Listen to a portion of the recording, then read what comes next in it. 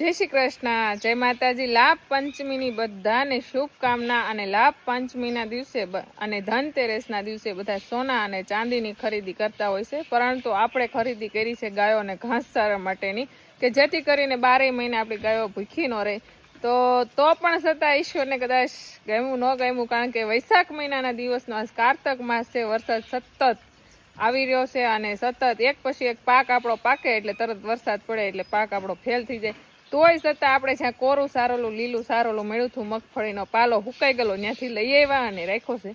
આજે ઢાંક્યો છે, કાલ રાતનો સતત વરસાદ શરૂ છે।